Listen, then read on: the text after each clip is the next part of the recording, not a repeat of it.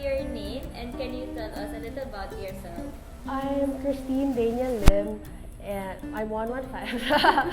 So I'm also a graduate of CSB. I took up shrimp, major in CA. I recently just graduated actually last year. Pero I was working in Siargao during the graduation, the online graduation.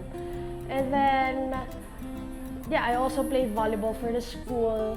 I studied for about 5 years to be able to maximize the NCAA playing years. And I actually applied for ITN, pero upon passing the visa, COVID happened, so I just applied around the country.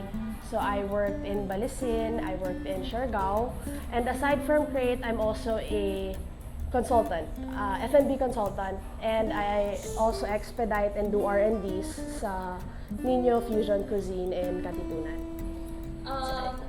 How did you come up with the business name and what was your inspiration for it? For Krate kasi, we had to think about serving not just the quality products but also quality service, wherein we want people to have a memorable experience. So one is the happiness, no? And we thought about something that what makes people happy is when they're together.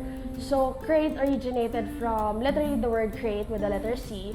So Krate is something that gathers stuff. So in a way, we wanted to gather people here, wherein for us kasi when people are together and there's great food, there's happiness. So yeah. Can you briefly describe the nature of your business and the products or services you offer in Krate? We offer artisan flavors of the coffee, literally artisans, wherein all the syrups kasi we make from scratch. So all syrups are original. For the fruits naman, we use real fruit purees, so there's no preservatives talaga and chemicals that we use for the drinks.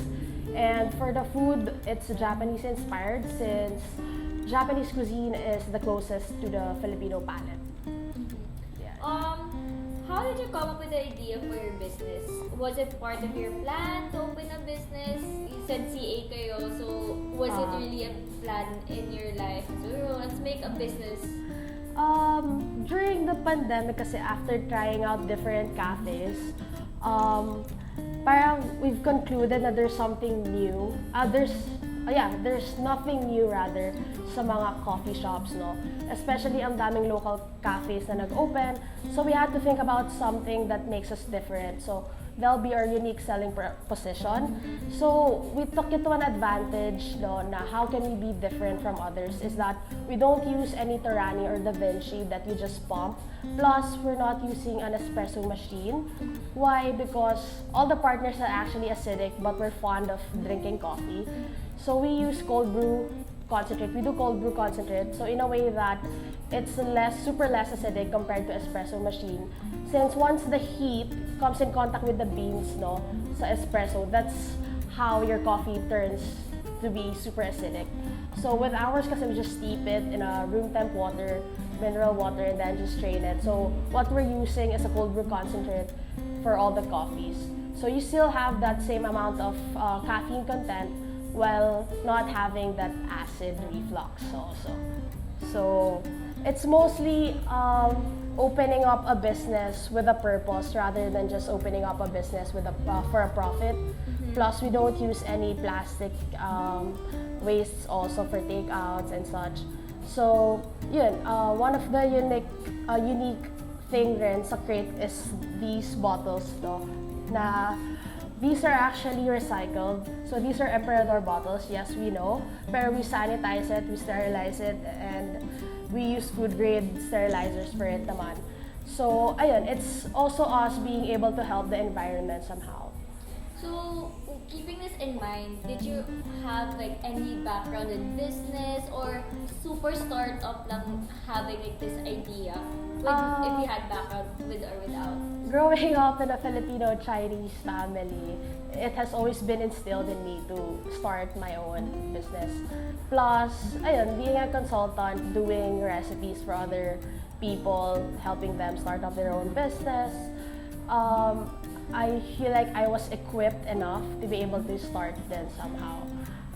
And I have also partners who has helped me, not just naman like everything's my idea, ganon. It was a collaboration still naman with the partners. So, besides that, what was the other inspiration to really push this kind of business? Besides having scenic ideas, what else motivated you to really push it? It's our love for the F&B culture and industry. Now, we wanted to elevate the Filipino palate. Na when you're having coffee, it's not just sweet and bitter. Na there's more than just that. Plus, when it comes to our Don breweries, just because you're paying 130, that doesn't mean na you just get parang this bunch of stuff. Pero with ours kasi, we still give that somehow quality and parang fine dining-ish. When it comes to the slices of the leeks, you're gonna see everything na it's really well thought of and well prepared, na may plating pa rin somehow, ganon. Kasi ours kasi we didn't focus much on the interior. We've really focused on the quality of the products and the service po. Yeah. So, besides your business ideas like having the scenic bottles, not using espresso, and using cold brews, what else do you think really stands out with your other competitors here, like in the cafe in the Philippines? I haven't actually had or wala kaming alam na ibang coffee shop kasi talaga na gumagamit ng sarili nilang syrups. Parang lagi sinasabi na artisan, pero gumagamit lang sila ng mas mahal na syrups which are Giffard, ganon. So, ours naman, even the simple syrup, which is a mixture of just water and sugar, we make it from scratch, no? So, we follow the first in, first out rule, ganon. So, yes, medyo dagdag siya sa manpower or sa labor. Pero with ours kasi, yung little step na yon will make you different talaga and stand out from other coffee shops. So, per se, it's doing ordinary things extraordinarily well na. Yeah. With this kind of business, starting up, what was the biggest challenge open this kind? Siyempre, maraming competitors. At first, I think you had doubts that if mapupursue to. Yes. Challenge was to look for a place. Kasi we started talaga July last year, pero online lang. Pero lumawag kasi yung quarantine, people tend to go out more. People tend to make tambay outside, like maghang with their friends, ganon. So we had to look for a physical store. Twice kami actually dapat sa may UST area. Until hindi siya natuloy, so may mga other stuff na nangyari. Unfortunately, parang there were doubts na parang saan ba talaga kami makakahanap ng pwesto until this popped up sa marketplace. And so, when we visited it, na parang nag-down na agad kami, like we had to secure it agad kasi ang daming nag-open na nun eh. Tapos, we opened February 8, to be exact, 2023. We had to actually be humbled by the thing na nakasecure nga kami ng place pero walang customers kasi walang classes pa noon, February, March, until like April. So, we had to kind of like just be optimistic every day na that the day will come that people would still be able to notice us. And ayun, para for that 3 months, we just had to revise the recipes, just do better every day, and just show up even if no one shows up. We're just here. And ayun, I feel like it's one thing then if you have like a strong mindset na like it's a cliche thing to say pero yun talaga yun eh, to like never give up na if you have confidence kasi in your products, we believe na you're gonna survive the industry. Kasi as long as you're serving quality products naman and that hindi kayo half-hearted dun sa nilalabas nyo, we feel like you're gonna be able to survive. Do you plan on opening another Krate cafe in another area or location or no naman? We're still not there. As of the moment, the plan is to be able to have like a second floor here. And also, we don't plan on doing franchise stuff kasi we don't want the quality to downgrade. Since isang branch lang yung masira, everything's gonna be affected naman. So if ever, what we plan on doing is putting up another business that's not a cafe. Probably like something like Marugame. Yeah, it's like a Japanese fast food restaurant. Ganun. If you had a chance, would you rather work for someone or just keep your business as is? Again, it's been instilled in me to be able to put up my own business, though. Mahirap mamasukan, to be honest. I've tried it, and then, you know, working minimum of like 14 hours in the kitchen, and then you'd see yung profit, no, just goes to the employer, and then you know your worth na you're not receiving what's your worth, though. Eventually, living in the Philippines, hindi ka kasi yayaman ng namamasukan eh. That's the reality. To wrap up this interview, what advice or insights do you have for students who aspire to have their own business someday?